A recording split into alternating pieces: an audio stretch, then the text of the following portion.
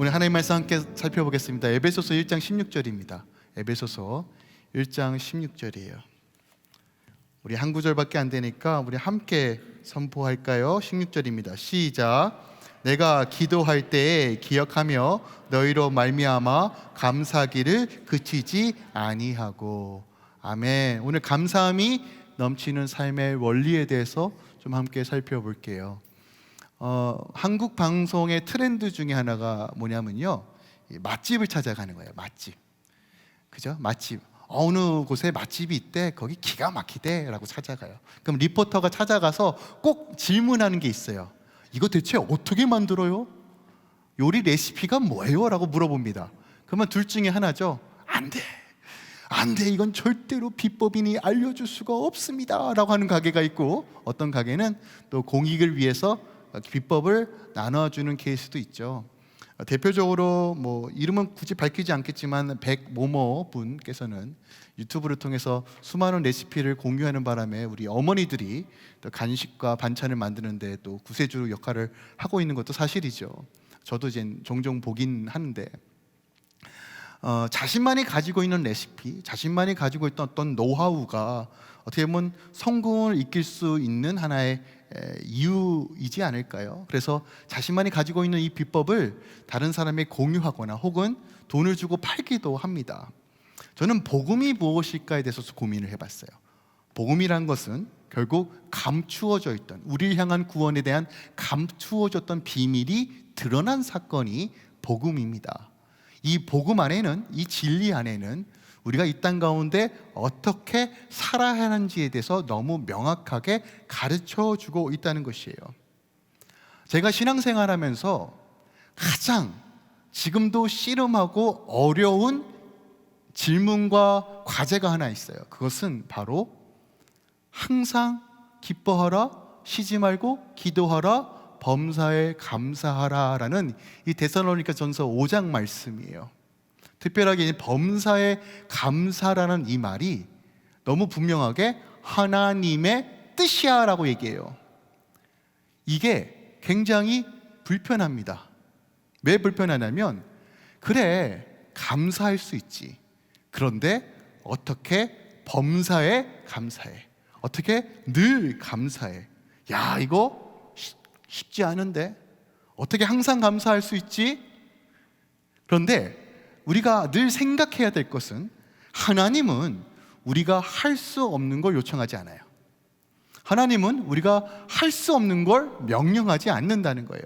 그리고 하나님은 우리가 할 수 있기에 우리에게 말씀하신다는 그 전제 아래서 제가 생각해 봤어요. 뭐가 문제일까? 왜 이게 너무 어려운 걸까? 그래서 이 늘 감사라는 얘기, 이 범사에 감사라는 얘기를 우리는 어떻게 해석하냐면, 어떻게 사람이 늘 좋을 수 있어? 어떻게 늘 행복할 수 있어? 늘 만족하는 삶을 어떻게 살아? 모든 것을 누리는 삶을 어떻게 살아? 무엇인가 가지고 있어야지만, 무엇인가 성취되어야지만 감사할 수 있다라고 생각합니다. 그리고 그래, 노력은 해볼 수 있어, 애는 쓸 수 있어, 그래, 하나님 말씀에 순종하는 거, 그래, 내가 결단하고 애쓰면 가능하지. 그런데 항상 늘 감사하는 건 불가능이야. 억지로 감사하는 건 율법주의 아니야? 하나님도 억지로 감사하는 거 기뻐하시지 않아? 그러니까 내가 할 수 있는 만큼만 감사하자라고 나름대로 정의를 내리신 분도 계실 거예요. 근데 다시 말씀드립니다. 하나님은 우리가 할 수 없는 거 말씀하시지 않아요. 불가능한 거 우리에게 요청하시지 않아요. 그렇다면 우리는 한번 살펴봐야 됩니다. 어떻게 하면 늘 감사하는 삶, 그냥 감사의 수준이 아니라 감사함이 흘러 넘치는 삶을 살 수 있을까? 오늘 본문에서도 바울이 감사함을 그치지 아니하라고 얘기해요. 나는 늘 감사한다. 내가 너희를 위해서 기도하는데 그 감사함이 늘 흘러 넘친다라고 이야기합니다. 그 비법 오늘 공개하도록 하겠습니다. 평생 우리가 붙잡아야 될 그 말씀을 오늘 함께 살펴보기 원합니다. 자, 오늘 이 말씀을 이해하기 위해서는 당시 바울이 어떤 상황 가운데 이 고백을 했는지 살펴봐야 돼요. 자, 두 가지 상황을 좀 살펴봐야 되는데, 우리가 에베소서 말씀을 살펴보면서 바울이 지금 어떤 상황에 있는지를 좀 살펴봤어요. 첫 번째로 지금 바울은 감옥 안에 있습니다. 감옥 안에 있어요. 10년 동안 복음을 증거한 결과가 감옥살입니다. 핍박과 어려움, 조롱과 죽을 고비도 수도 없이 넘겼어요. 억울한 누명을 받았기에 지금 감옥 생활하고 있습니다. 무려 지금 4년 동안이에요. 지금과 감옥은 완전히 다른 감옥입니다. 아무것도 보이지 않고 처참합니다. 인간 취급받지 못하는 것이 감옥입니다. 즉 물리적이고 육체적이고 상황적으로 어려움에 처해 있습니다. 아주 극악으로요. 또 두 번째 상황은 어떤 상황이냐면 이 편지를 쓰고 있는 에베소 교회 상황입니다. 바울이 감옥에 있는데 소식을 들어요. 자신이 개척했던 교회, 자신이 세웠던 교회들로부터, 또한 에베소 교회로부터 소식을 듣습니다. 어떤 소식을 듣냐면 대부분의 교회가 엉망진창이에요. 이방인 출신 그리스도인들과 유대인 출신 그리스도인들이 만나게만 하면 쌈박질을 합니다. 이게 맞다 저게 맞다, 이렇게 신앙생활하는 거야 저렇게 신앙생활하는 거야, 아유 새벽기도 나와야지, 아유 말씀 듣는데 어떻게 졸아, 헌신해야지, 아유 어떻게 헌금도 안 해, 이것들아 할례를 행해야지 말아야지, 이런 걸로 치고받고 싸우고 있어요. 그래서 교회가 위태위태합니다. 그뿐 아니라 거짓 선생들이 교회에 찾아와 거짓된 진리를 선포합니다. 사람들이 쏠긋쏠긋해요. 어머 이렇게도 믿는가 봐 저렇게도 믿는가 봐 라고 자꾸 진리 체제들이 흔들리고 있어요.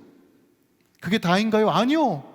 교회가 세상보다 더 음란하고 더 부도덕한 현실을 계속 듣습니다. 감옥 안에서 들려오는 소식은 희망차고 소망된 노래가 아니에요. 절망과 그리고 암담한 뿐입니다. 바울이 그 소식을 듣고 있어요. 여러분이 바울이라면 멘탈이 온전할까요? 피와 땀과 눈물로 세웠던 교회들로부터 들려오는 소식은 우리 예수 잘 믿고 있습니다, 잘 견디고 있습니다가 아니라 지금 터지기 일보 직전의 상황들입니다. 여러분 이런 상황에 맞닿았다면, 혹은 여러분 삶 가운데 문제를 맞닿았다면 여러분들이 가장 먼저 하는 행동은 무엇입니까? 물론 세상 사람들은 이 문제를 해결하기 위해 전문가를 찾아가기도 하고 어떻게든 돈으로 해결하려고 별짓을 다 할 수도 있어요. 그러나 그래도 우리가 예수를 믿는다면 가장 먼저 하는 행동이 뭐예요? 기도하겠죠. 그죠? 기도할 거예요. 어떤 내용으로 기도하시겠습니까? 주님 제발 긍휼 좀 베풀어 주세요. 주님 나 억울한 거 아시죠? 제발 여기서 좀 꺼내주세요 라는 기도 아닐까요? 교회 소식을 들었을 때 어떤 기도할까요? 주님 교회를 지켜주세요. 쌈박질 좀 안 하게 해주세요. 거짓 선생님들 좀 어떻게든 쫓아내 주세요. 평안의 매니저 좀 함께 해주세요. 주님의 인재를 좀 채워주세요. 든든히 서게 해주세요 라는 기도 아닐까요? 맞잖아요. 우리가 기도하는 이유가 뭐예요? 문제 해결 아닙니까? 여러분들의 기도의 내용들을 살펴보세요. 문제가 있기 때문에 문제를 향해 주님께 내어드리고 주님 도와달라고 하는 기도가 대부분 아닙니까? 근데 조금만 냉정하게 좀 생각해 볼게요. 지금 바울이 다른 사람을 향해 기도할 상황입니까? 아니죠. 아니란 말이에요. 지금 자기 처지도 처참합니다. 그리고 모든 교회가 이렇게 얘기해요. 바울 당신 지금 문제 있어요. 지금 어렵습니다. 제발 교회들에게 기도 요청 좀 하세요. 제발 중보기도 요청 좀 하세요. 당신 지금 문제 있습니다. 하나님의 은혜를 구해야 되는 거 아닙니까? 라고 요청하고 있는 상황 속에서 오늘 바울이 기도를 하는데 정말 특이한 건 뭐냐면 감사로 그 기도를 시작하고 있어요. 감사할 거 하나도 안 보이는데요. 근데 더 놀라운 건 뭔지 아십니까? 기도의 내용이에요. 기도의 내용.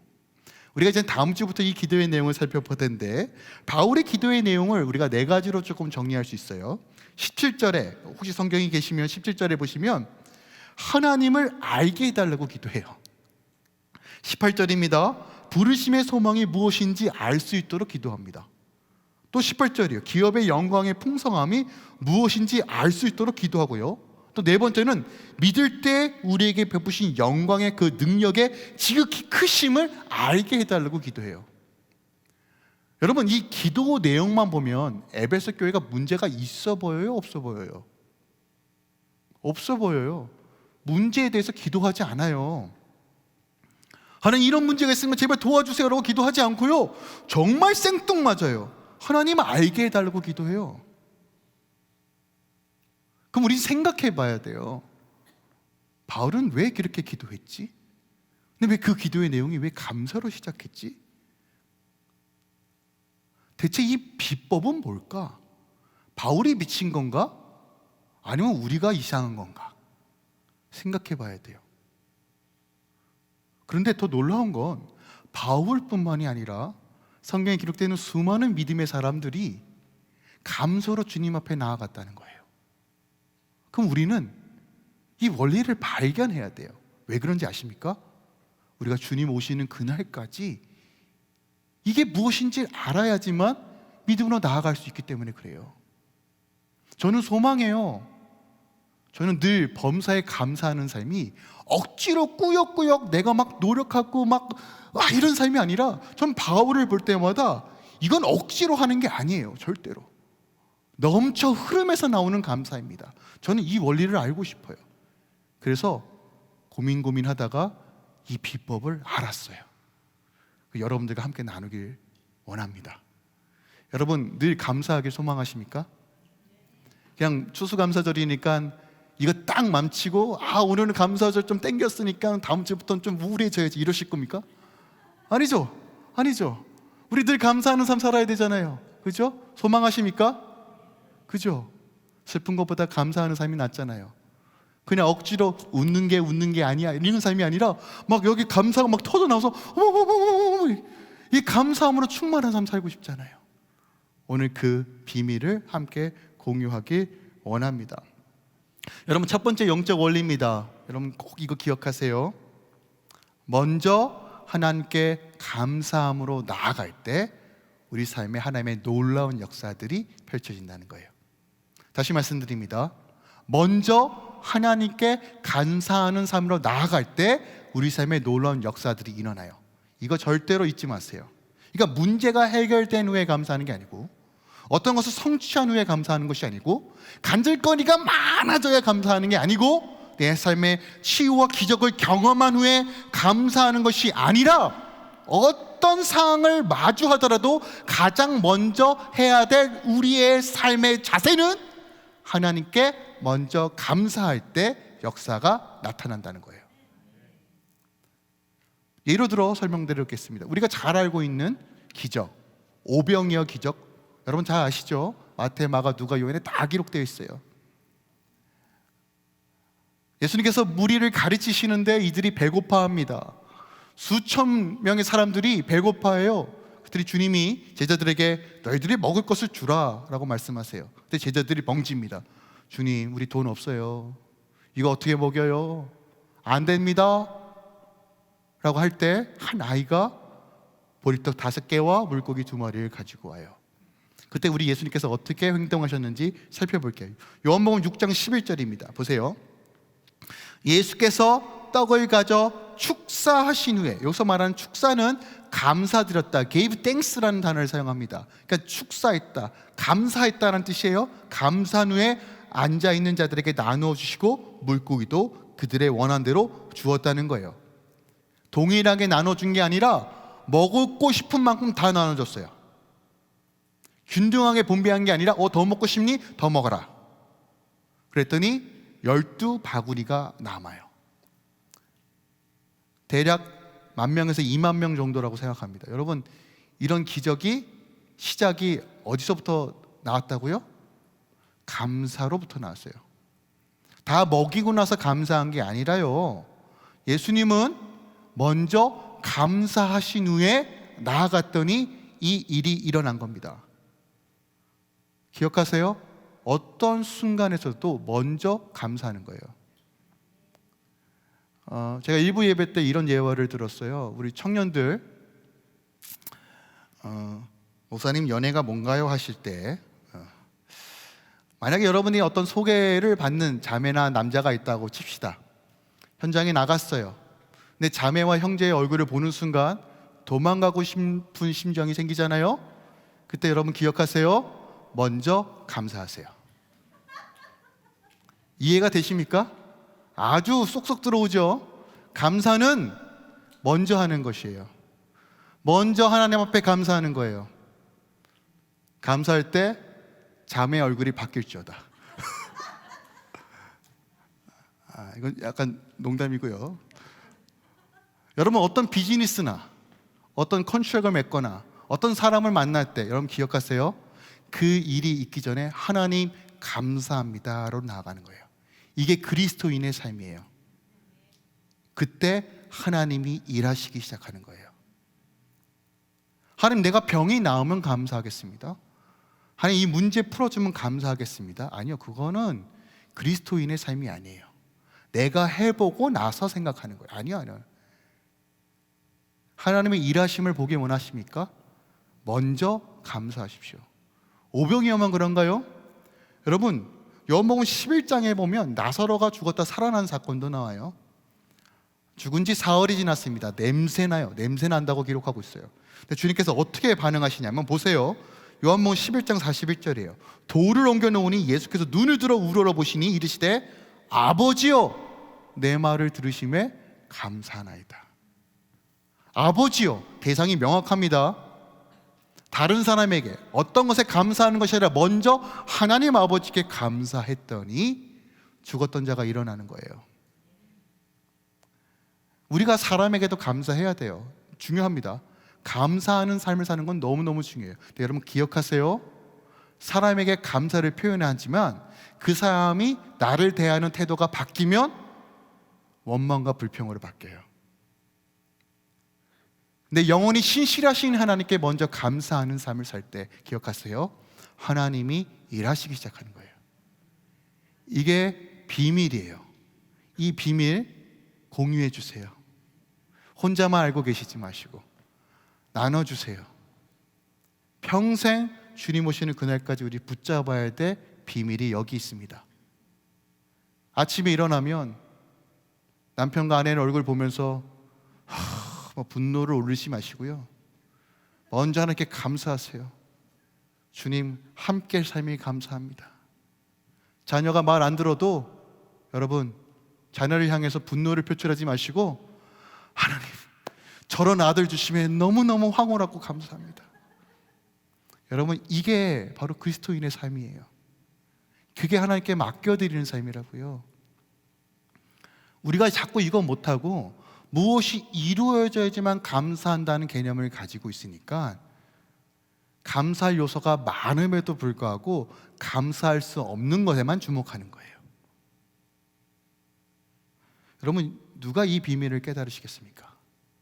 저는 할렐루야 교회가 먼저 감사함으로 나아가는 교회이길 소망합니다. 두 번째 비밀입니다. 기대가 되시죠? 여러분 앞서 말씀드린 것인데 감사는 어떤 것이 조건이 충족돼서 하는 게 감사가 아니에요. 왜 그런지 아십니까? 감사는 믿음의 열매이기 때문입니다. 믿음의 열매가 감사입니다. 우리 함께 따라 볼까요? 믿음의 열매가 감사다. 우리가 감사할 수 있는 이유는 주님이 선하시기 때문이에요. 그러니까 더 많은 간증거리가 필요함으로써 감사하는 게 아니라 비즈니스가 잘 되기 때문에 감사하는 것이 아니라 건강하기 때문에 감사하는 것이 아니라 내 주 예수가 나의 주님이시기 때문에 감사할 수 있는 거예요. 그래서 감사는 믿음의 영역에서 나오는 열매예요. 감사할 때, 믿음으로 선포할 때 기억하세요. 하늘의 문이 열리는 거예요. 이걸 기억하세요. 세상의 방식이 아니라 억지로 하는 방식이 아니라 믿음의 눈을 열어서 감사할 때 하늘의 문이 열리는 거예요. 우리가 지속적으로 감사할 수 있는 비법 또 공개하겠습니다. 골로새서 2장입니다. 여러분 이 말씀 꼭 기억하길 바라요. 제가 이번에 발견한 금은보화 같은 말씀입니다. 골로새서 2장 6절에서 7절이에요. 우리 함께 선포할까요? 시작. 그러므로 너희가 그리스도 예수를 주로 받았으니 그 안에서 행하되 그 안에 뿌리를 박으며 세움을 받아 교훈을 받는 대로 믿음에 굳게 서서 감사함을 넘치게 하라. 아멘. 내 삶에 감사함을 넘치게 하는 방식이 뭐라고요? 믿음에 굳게 서는 거예요. 이해하셨어요? 여러분의 상황이 나아지고 어떤 문제가 해결됨으로써 오는 감사가 아니라요, 우리가 감사할 수 있는, 지속적으로 그 감사가 충만한 삶을 살 수 있는 원리는 믿음에 굳게 서는 거예요. 믿음에 굳게 서는 게 뭐라고 말합니까? 예수께 뿌리를 박는 삶이에요. 주님께 뿌리를 내리는 삶이에요. 이게 끊임없는 감사의 삶을 만든다는 것이에요. 세상은 여전히 기브 앤 테이크예요. 주고받고 주고받고예요. 여전히 내가 채워져야지만 감사할 수 있다고 속여요. 이 위치에 가야지만 감사할 수 있다고 속여요. 더 많은 돈을 가지고 있어야 감사할 수 있다고 얘기해요. 더 건강해야 감사할 수 있다고 얘기해요. 아니요, 상황과 환경이 바뀌면 언제든지 원망과 불평으로 바뀔 수 있는 것이 우리의 모습 아닙니까? 얼마나 더 많은 것들이 변화되어야지만 늘 감사하는 삶을 살 수 있을 거예요. 인생은 그렇지 않아요. 늘 골격이 있고 광야가 있고 험난함이 있어요. 그러나 주님께서 말씀하시는 거예요.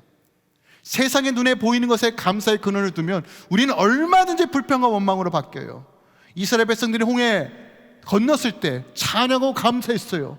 근데 3일 딱 지나고 나서 물 없으니까 원망과 불평으로 바뀝니다. 환경과 상황에 내 감사의 조건을 두면 우린 100% 원망하고 불평합니다. 사람에게 내 감사의 조건을 두면 우린 원망과 불평으로 바뀝니다. 그러나 내 주 예수 흔들리지 않은 그 반석에 뿌리를 내리면 우리는 절대로 원망과 불평이 아니라 늘 감사에 충만한 삶을 살 수 있습니다. 여러분, 이 비밀을 꼭 기억하시길 부탁드립니다. 그래서 감사는 믿음의 열매입니다. 감사는 믿음의 열매예요. 그럼 내 믿음이 연약하고 하나님과의 바른 관계가 세워지지 않으면 나타나는 증상이 뭐라고요? 원망과 불평이에요. 우리 너무 우리의 삶을 진단하기 쉬워요. 내 입이, 내 삶이 여전히 원망과 불평으로 가득 차 있다? 그럼 지금 하나님과 바른 관계가 아닌 거예요. 열심히 기도하고 말씀 봐도 하나님과 바른 관계가 아니면 감사가 아니라 원망과 불평이 나와요. 여러분, 더 놀라운 비밀은요, 내가 하나님과 온전한 관계 안에 있고 내 안에 온전한 믿음으로 점점 세워져 가면 내 삶에 감사가 터져 나오는데 그 결과가 뭔지 아십니까? 수평적 관계, 사랑과의 관계의 회복도 이루어져요. 이게 비밀이에요. 이게 하나님을 사랑하고 이웃을 사랑하는 비밀이라고요. 그러니까 억지로 하지 마세요, 여러분. 억지로 감사해야지, 억지로 막 칭찬해야지. 저 원수 막 있는데도 막 주여 주여 주여 하지 마시고요, 하나님과 바른 관계를 위해 모든 걸 거세요. 하나님과의 바른 믿음을 위해 모든 걸 거세요. 그러면 하나님께 뿌리를 내리면 감사하고 싶지 않아도 입가에는 끊이지 않는 즐거움과 기쁨이 터져 나와요. 여러분, 사도 바울의 상황을 그 누가 상상이나 할 수 있겠습니까? 그 고초와 어려움 불가능에 가깝습니다. 믿음의 선배들, 다윗도 마찬가지예요. 다윗, 그 인생에서 평안한 날이 없었어요. 쫓기고. 근데 그의 고백이 뭐예요? 여호와는 나의 목자시니 내게 부족함이 없는 거예요. 그런데 주님이 나의 목자심을 믿지 못하면 난 부족함을 느끼는 거예요. 아주 간단한 원리예요, 여러분. 하나님이 하나님으로 믿어지지 않으면 나는 원망하고 불평할 수밖에 없어요. 근데 여호와가 나의 목자심을 믿어지면 난 부족함이 없다는 것을 경험해요. 내가 부족함이 없는데 어찌 감사하지 않을 수 있겠습니까?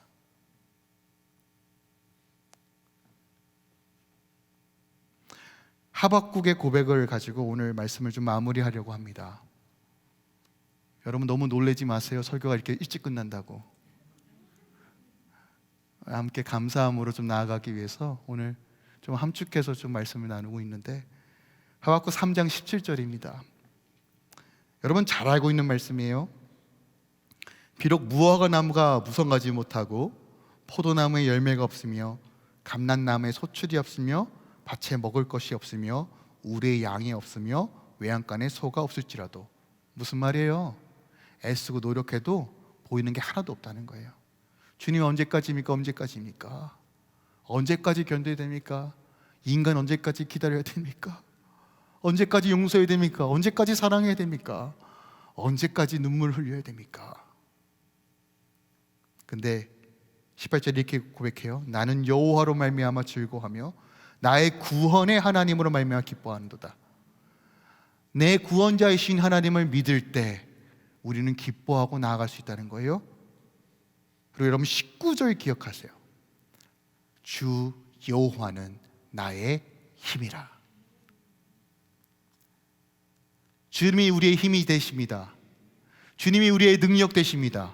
주님이 우리의 구원 되십니다. 구원자 계신 그 주님이 우리와 함께 하십니다. 그러므로 우리가 주님을 알기에 힘쓰십시오. 하나님과 바른 관계 있기를 소망하십시오. 그것이 여러분이 감사의 삶으로 나아갈 수 있는 유일한 방식입니다. 여러분 삶 가운데 끊임없는 감사가 터져나오길 원하십니까? 그러면 먼저 하나님께 감사하십시오. 사람과 감사를 표현하는 거 중요하죠. 그것보다 더 중요한 건 하나님께 먼저 감사하는 삶입니다. 감사는 믿음의 열매입니다. 내 의가 아니에요. 억지로 하는 게 아니라 믿음의 열매가 감사입니다. 그러므로 하나님과 바른 관계에 있길 사모하십시오. 여러분 삶 가운데 그 감사함이 풍성하여 여러분의 가정뿐만이 아니라 여러분이 살아가는 모든 삶의 영역 가운데 하나님의 풍성함으로 충만하게 채워주실 것입니다. 그 은혜 가운데 날마다 믿음으로 걸어가시길 예수 그리스도 축원드립니다. 잠깐 그 자리에서 일어날까요?